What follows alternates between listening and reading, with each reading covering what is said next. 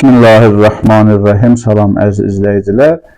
Azərbaycan yaxın zamanlarda İbrahim sazişinə qoşula biləcək ölkələr sırasındadır. Bu söz təbii ki, Amerika Birləşmiş Ştatlarının yaxın şərq üzrə xüsusi nümayəndəsi Steve Witkoff'a məxsusdur. Bu günlərdə o belə bir açıqlama səsləndirib. Ona görə də biz zəruri bildik ki, Azərbaycan cəmiyyətinə bu barədə bəzi izahatları çatdıraq.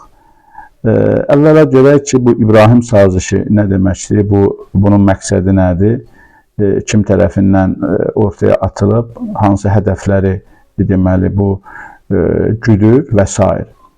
Qeyd edeyim ki, İbrahim sazişi Trump'ın birinci prezidentliyinin son dövrlərində onun Yahudi Geznəti tərəfindən ortaya atılan bir ideyadır və əsas məqsəd bu ideyadan, yəni bu İbrahim sazişindən əsas məqsəd, iki dənə əsas ciddi məqsəd güdülür. Biri Fələstin dövlətinin yaradılması, ikincisi isə İsrail ilə Ərəb dövlətləri arasında deməli razılığı əldə edilməsi və İsrail ilə Ərəb dövlətləri arasında ehtimal edilən hər hansı bir hərbi toqquşmalarının qarşısını almaq. Mən düşünürəm ki, burada elə əslində ikinci səbəb əsas götürülür. Çünki, amma burada bir dənə məsələ var ki, deməli, Fələstin dövlətinin yaradılması BMT-nin qərarlarına qarşı olaraq, yəni BMT-nin nəzərdə tutduğu ərazilərdə Fələstin dövlətinin yaradılmasından söhbət getmir. Təbii ki, İsrailin işğal etdiyi ərazilər, onlar məhz İsrailin əraziləri hesab olunacaq və Fələstinin çıxışdırılıb bir qədər, deməli, Fələstin torpaqlarının küncünə çıxışdırılıb və o küncdə biraz az bir torpaqda, az bir ərazidə Fələstin dövlətinin yaradılmasından söhbət gedir və mən yenə də hesab edirəm ki, burada söhbət İsrail dövlətinin mövcudluğunu qorumaqdır. Çünki düşünürəm ki, artıq qərb deməli institutları və eyni zamanda İsrail anlayır ki, İsrail rejimi ömrünün son vaxtlarını yaşayır. Çünki bu normal bir məntiqlə düşünsək, bu qədər cinayətlərə imza atan, bu qədər günahsız uşağı, qadını, silahsız insanları qətlə yetirən, kütləvi qətliam törədən bir rejimin bundan artıq yaşamağa haqqı yoxdur. Artıq bunlar ölmə məhkumdur, bu rejim. Və bu layihə ilə isə Qərb istəyir ki, xüsusən Donald Trump istəyir ki, İsraili deməli mövcudluğunu qoruyub saxlasın. Əslində qeyd edim ki, 2020-ci il sentyabrın 15-də bu İbrahim sazişinin ilkin mərhələsi, o proses başladı, imzalanma oldu. İndi mən deyəcəm sizə niyə bu sazişin, bu prosesin adını İbrahim sazişi qoyublar. Orada deməli 2020-ci il 15 sentyabrda Birləşmiş Ərəb Əmirliyi, Bəhreyn, İsrail arasında bu razılaşma oldu. Sonra ona təbii ki, Misir, Yordaniya, Mərakeş və Sudan qoşuldu. Yəni artıq İbrahim sazişinə 2020-ci ildə 6 deməli Ərəb ölkəsi, bir də İsrail arasında bu saziş imzalandı, razılıq əldə olundu və təbii ki 2023-cü il oktyabrın 7-sində məlum hadisə Həmasın hücumu və orada deməli Qəzzada baş verən hadisələr və s. Bunlar bu sazişi pozdular və eyni zamanda mən düşünürəm ki, əsas amillərdən, bu pozuculuq amillərindən biri 7 oktyabr hadisəsi idi və biri də deməli Biden hakimiyyəti idi. Çünki Biden hakimiyyəti Amerikada demokratların yaxın şərqlə, daha doğrusu Orta Asiya probleminin həllində baxışları biraz fərqlidir. Bu baxışda, bu siyasi düşüncə də bu İbrahim sazişinin ləngiməsinə, ən azı ləngiməsinə və 7 oktyabr isə pozulmasına səbəb olan amillərdir mənim düşündüyümə görə. Əziz izləyicilər, biz deməli qeyd eləmək istəyirəm ki, bu sazişin adı niyə İbrahim sazişidir? Biz bilirik ki, əslində bunlar iddia eləyirlər, daha doğrusu bu məqsədlə bu sazişin adını İbrahim sazişi qoyublar.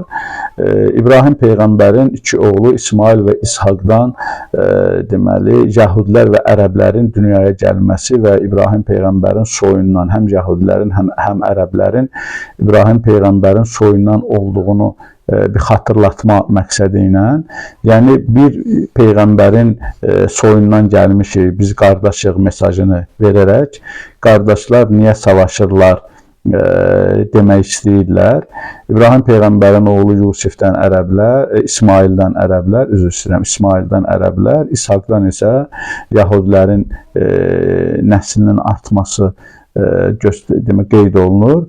Bunlar da biraz bu həssas məsələlərə, duyğulara toxunmaq istəyirlər. Bu arada iki qardaş arasında, iki qardaşın övladları arasında müharibələr filan və həm də bundan belə İsrailə qarşı digər xalqların və İsrailin eyni zamanda Qərbi Asiyada törətdiyi cinayət əməllərinə digər xalqların etinasızlığını da bundan təmin etməyə çalışırlar ki, yəni dünya xalqları desinlər ki, bunlar elə qardaşdılar, qohumdular, özləri bilərlər, nə eləyirlər, etsinlər. Yəni əslində daha çox bu adın gətirilməsi həm də dünya xalqlarının diqqətindən İsrailin cinayətlərini uzaqlaşdırmaqdır, mən hesab edirəm. Əziz izləyicilər, bu cari ilin 2025-ci ilin fevral ayının axırlarında, yəni Trump hakimiyyətə gəldikdən təqribən bir ay sonra, ikinci dəfə hakimiyyətə gəldikdən təqribən bir ay sonra 50 ravin Amerikada, Yəhudi ravini Trumpa müraciət göndərmişlər, imzalamışlar. Bu, həmən dövrdə Azərbaycan mediasında da bu barədə müəyyən məlumatlar, yazılar, şərhlər, təhlillər getdi və o müraciətin əsas məqsədi Azərbaycan, Qazaxıstan və Özbəkistanın İbrahim sazişinə qoşulma deməli, qoşulması ilə bağlı müraciət idi. Yəhudi ravinləri Trumpdan xahiş edirlər ki, bu üç ölkəni də İbrahim sazişinə qoşulmasını təmin etsinlər.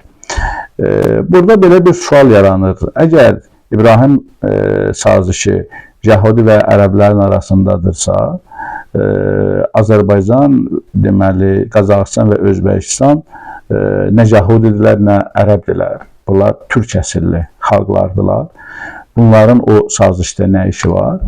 İkinci sual bundan ibarətdir ki, mənim ağlıma gələn sual bundan ibarətdir ki, bu üç ölkə və birinci Azərbaycan o sazişə qoşularsa, İsraillə münasibətləri hansı səviyyədə ola bilər? Bundan yaxşı.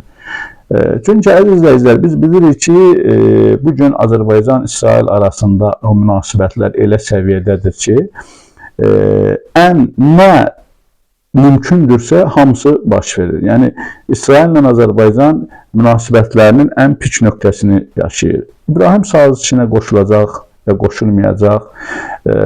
Əslində, Azərbaycan-İsrail münasibətlərində elə bir ciddi dəyişiklik baş verə bilməyəcək. Yəni, həm dövlətlər arasında əsas münasibətlər hesablanır siyasi, ticari və hərbi ən çox istiqamətlərdə. Bu üç istiqamətin hər birində də Azərbaycan-İsrail münasibətləri mümkün qədər, nə mümkünsə daha doğrusu, nə mümkünsə hamısı baş verir. Həm siyasi məsələlərin münasibətdə, həm iqtisadi münasibətdə. Bugün baxırıq İsrail-Azərbaycan ticari əlaqələri, iqtisadi əlaqələri, həm hərbi müttəfiqliyi, müəyyən aralarında baş verən alış-veriş. Bu da geniş mövzulardır. Mən sadəcə qısa tezis formasında demək istəyirəm. Deməli, eyni zamanda Qazaxıstan və Özbəkistanı da mən buna aid etmək istəyirəm. Həm Qazaxıstan, həm Özbəkistan da İsraillə çox yüksək münasibətlərdədirlər. Orada ortaya belə bir məsələ çıxır ki, deməli bu ölkələr İsraillə yüksək səviyyədə münasibətləri mövcuddursa, yeni bir sazişə bunların qoşulmasına nə gərək var? Əziz izləyicilər, mən əvvəlcə bir şey dedim ki, əslində bu sazişin məqsədi İsrail rejiminin mövcudluğunu qorumaqdır. Təbii ki, bunlar ən çox İsrail rejimi üçün ən böyük təhlükəni İran İslam Respublikasından gözləyirlər.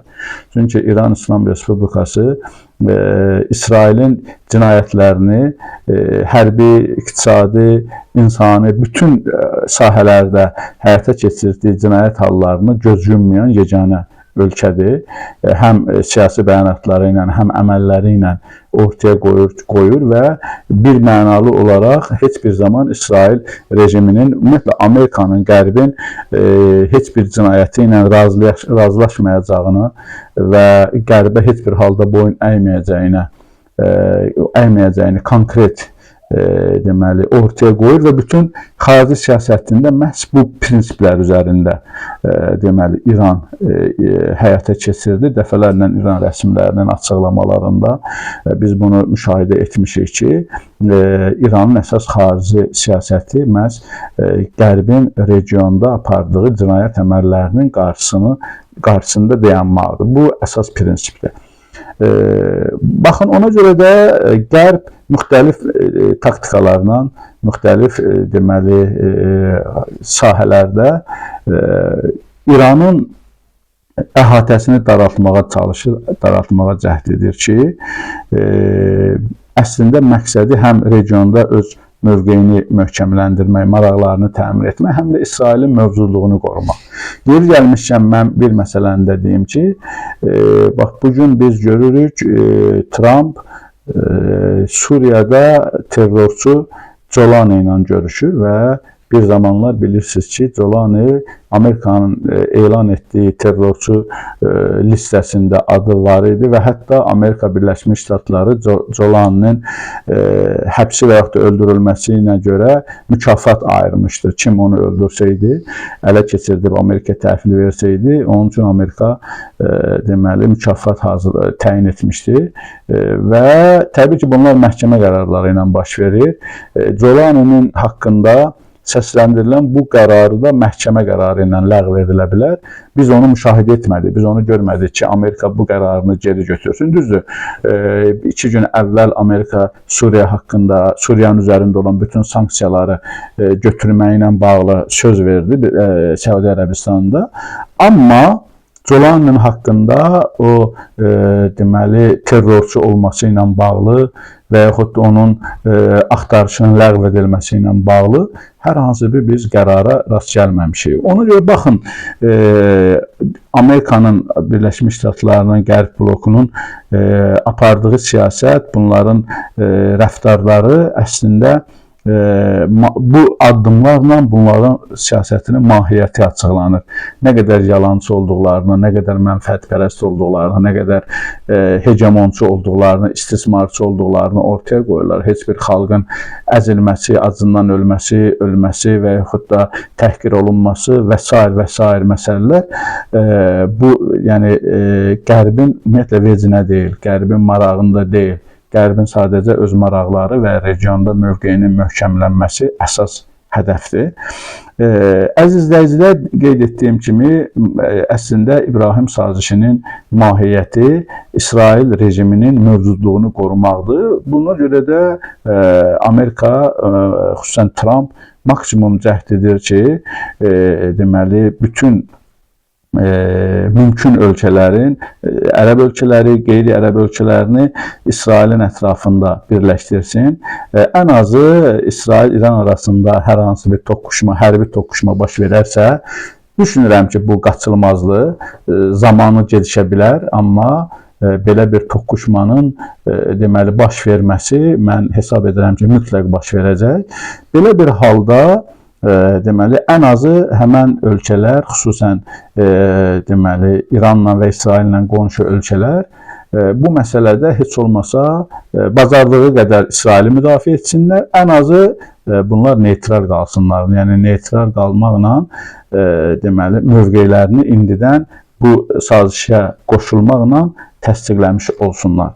Ümid edirəm ki, Qərbin digər planları kimi, yəni İslam ölkələrinə, müsəlmanlara, əzilmiş xalqlara və deməli məzlum insanlara qarşı digər planları kimi bu planları da uğur qazanmayacaq. Bu planları ilə də Qərb məğlubiyyətə uğrayacaq və son vaxtlar, son illər daha doğrusu Qərbin deməli xüsusən regionumuzda apardığı siyasətin nə qədər uğursuz olduğu və insanların Qərb siyasətinə etinasızlığı, ümidsizliyi, güvənsizliyi ortaya çıxır. Və bu güvənsizlik böyüdükcə Qərb deməli o bataqlığın dibinə yuvarlanır. İnşallah ümid edirəm ki, bu yuvarlanma sürətlənəcək və Qərb deməli o bataqlığın dibinə gömülməklə dünyanın canı xilas olacaq və məhz bu xüsusən deməli Amerikapərəstlər, Qərbpərəstlər deyirlər ki, Trump sülh istəyir, əmin-amanlıq istəyir. Əslində Qərbin hegemonluq siyasəti məhv olarsa, İsrail rejim olaraq cinayətkar rejimi məhv olarsa, dünya və xüsusən regionumuz o zaman sülhə və əmin-amanlığa qovuşacaq. Vəssalamu aleykum və rəhmətullahi və bərəkatuhu.